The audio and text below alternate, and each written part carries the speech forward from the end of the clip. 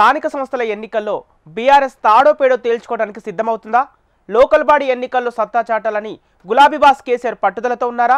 Majority సీట్లలో గెలిచి క్షేత్రస్థాయిలో తాము బలంగా ఉన్నామన్న సంకేతం పంపాలనుకుంటున్నారా? అధికార కాంగ్రెస్ను ఎదుర్కోవటం ప్రతిపక్ష బీఆర్ఎస్కు అంత ఈజీనా? అసెంబ్లీ ఎన్నికల్లో కాంగ్రెస్కు జైకొట్టిన తెలంగాణ గ్రామీణ ఓటర్లు స్థానిక సంస్థల్లో ఎవరి వైపు ఉంటారు? బీఆర్ఎస్ ఎలాంటి వ్యూహాలతో అడుగులు వేయనుంది? Watch this story.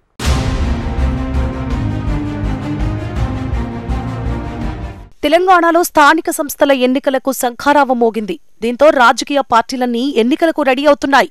ప్రధాన ప్రతిపక్షం బీఆర్ఎస్ సైతం వ్యూహాన్ని సిద్ధం చేసింది. లోకల్ బాడీ ఎన్నికలను బీఆర్ఎస్ అత్యంత ప్రతిష్టాత్మకంగా తీసుకుంది. 2023 అసెంబ్లీ ఎన్నికల్లో ఓటమితో బీఆర్ఎస్ పార్టీ అధికారాన్ని కోల్పోయింది. గత ఏడాది మేలో జరిగిన లోక్సభ ఎన్నికల్లో సైతం గులాబీ పార్టీకి గట్టి దెబ్బ తగిలింది. 2.5 దశాబ్దాల చరిత్ర ఉన్న బీఆర్ఎస్ పార్టీ గత పార్లమెంట్ ఎన్నికల్లో ఒక్క సీటును కూడా గెలవలేకపోయింది. రాష్ట్రంలో 17 పార్లమెంట్ సీట్లు ఉంటే 8 స్థానాల్లో కాంగ్రెస్, మరో 8 స్థానాల్లో బీజేపీ, 1 స్థానాన్ని ఎంఐఎం గెలుచుకుంది. కేసీఆర్ బీఆర్ఎస్ పార్టీని స్థాపించిన తరువాత ఆ పార్టీకి లోక్సభలో ప్రాతినిధ్యం లేకపోవడం ఇదే మొదటిసారి.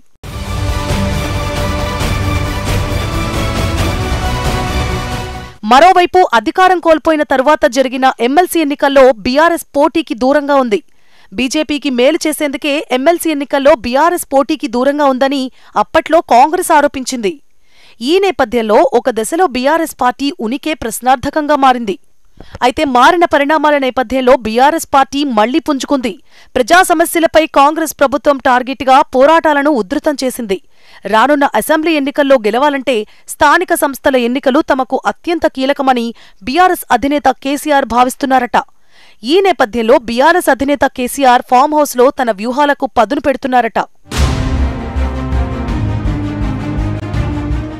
నిజానికి గత కొన్ని రోజులుగా ఎర్రవల్లి ఫామ్ హౌస్లో మాజీ ముఖ్యమంత్రి కేసీఆర్ తన వ్యూహాలకు పదును పెడుతున్నారు.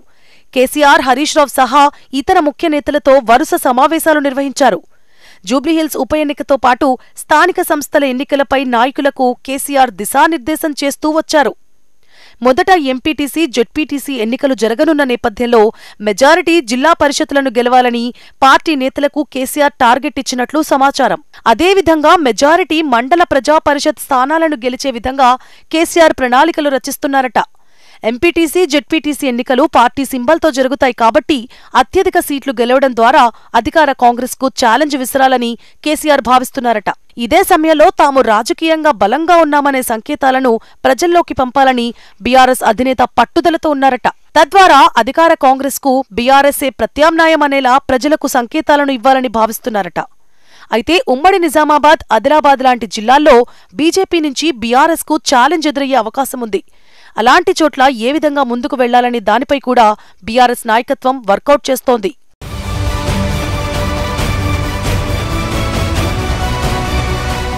గత అసెంబ్లీ ఎన్నికల ఫలితాలు రిపీట్ కాకుండా గ్రామాల్లో పట్టును నిలుపుకోవాలని బీఆర్ఎస్ భావిస్తోందట. స్థానిక సంస్థల ఎన్నికలపై ఇప్పటికే కేటీఆర్, హరీష్ రావు నియోజకవర్గాల వారీగా మీటింగ్స్ నిర్వహిస్తున్నారు. మరోవైపు తమకు ఎమ్మెల్యేలు లేని నియోజకవర్గాల్లో మాజీ ఎమ్మెల్యేల నేతృత్వంలో గులాబీ పార్టీ లోకల్ బాడీ ఎన్నికలకు వెళ్లనుంది. కాంగ్రెస్ ప్రభుత్వంపై ప్రజల్లో వ్యతిరేకత ఉందని బీఆర్ఎస్ బలంగా నమ్ముతోంది. ఎన్నికల వాగ్దానాల అమలులో కాంగ్రెస్ విఫలమైందని ఇప్పటికే విస్తృతంగా ప్రచారం చేస్తున్నారు.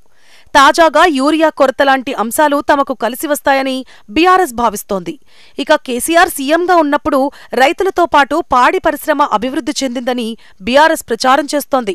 నాడు కలకలలాడిన తెలంగాణ గ్రామాలు రేవంత్ రెడ్డి సీఎం అయ్యాక కళావిహీనంగా మారాయని గులాబీ పార్టీ ప్రచారం మొదలుపెట్టింది. ఇదే సమయంలో జెడ్పీటీసీలుగా బలమైన అభ్యర్థులను బరిలోకి దింపాలని కేసీఆర్ భావిస్తున్నారు.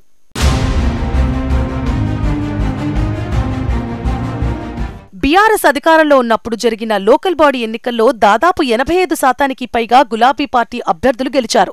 ఇప్పుడు ప్రతిపక్షంలో ఉండడంతో క్షేత్రస్థాయిలో పట్టు సడలకుండా ఉండాలంటే లోకల్ బాడీ ఎన్నికల్లో గెలవడం గులాబీ పార్టీకి కీలకంగా మారింది. 42% రిజర్వేషన్ల విషయంలో కాంగ్రెస్ పార్టీ బీసీలను మోసం చేస్తోందని బీఆర్ఎస్ ఆరోపణలు చేస్తోంది. ఇదే అంశాన్ని ప్రజల్లోకి తీసుకెళ్లనుంది. మరోవైపు కాంగ్రెస్ ఎన్నికల హామీలపై బాకీ కార్డును బీఆర్ఎస్ విడుదల చేసింది. రాష్ట్ర వ్యాప్తంగా ఏ వర్గాలకు కాంగ్రెస్ ప్రభుత్వం ఎంత బకాయి ఉందో బాకీ కార్డులో పేర్కొన్నారు. బాకీ కార్డును తెలంగాణలోని ప్రతి ఇంటికి పంచాలని బీఆర్ఎస్ నాయకత్వం నిర్ణయించింది. కాంగ్రెస్ బాకీ కార్డ్ బీఆర్ఎస్ కు బ్రహ్మాస్త్రంగా ఉపయోగపడుతోందని కేటీఆర్ పదే పదే చెప్తున్నారు. మరోవైపు కాంగ్రెస్ ప్రభుత్వం 2 ఏళ్ల పాలనకు స్థానిక సంస్థలను రిఫరెండంగా తీసుకోవాలని బీఆర్ఎస్ సవాల్ చేస్తోంది.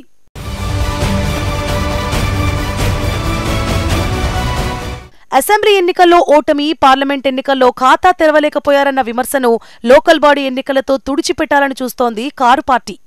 గ్రామీణ ఓటర్లు ఇంకా బీఆర్ఎస్ వైపే ఉన్నారని, వచ్చే అసెంబ్లీ ఎన్నికల్లో గులాబీ పార్టీదే విజయమన్న సంకేతాలు పంపాలని చూస్తోంది. అందుకు ఈ లోకల్ బాడీ ఎన్నికలను అస్త్రంగా వాడుకోవాలని చూస్తోంది. జెడ్పీటీసీ, ఎంపీటీసీతో పాటు సర్పంచ్ ఎన్నికల్లోనూ బలమైన అభ్యర్థులను బరిలోకి దింపాలని చూస్తోంది. అందరికీ ఆమోదయోగ్యమైన కింద స్థాయి కార్యకర్తలను కలుపుకొని వెళ్లే అభ్యర్థులను ఎంపిక చేయాలని చెబుతోంది. కాంగ్రెస్ వైఫల్యాలతో పాటు స్థానిక సమస్యలు, అంశాలను ప్రచారాస్త్రంగా ప్రజల్లోకి తీసుకెళ్లాలని చూస్తోంది. ఇక బీఆర్ఎస్ కాంగ్రెస్ పాలన మధ్య తేడాలను ప్రజలకు వివరించాలని దిశానిర్దేశం చేస్తోంది. స్కెడ్యూల్ వచ్చిన నేపథ్యంలో కేటీఆర్, హరీష్ రావులు, ఇతర ముఖ్య నేతలు ఇంకాస్త ఉధృతంగా ప్రచారం చేసే అవకాశముందట. మరి కాంగ్రెస్, బీజేపీ నుంచి గట్టి పోటీ నేపథ్యంలో కారు పార్టీ ఎలాంటి ఫలితాలు సాధిస్తుందో చూడాలి.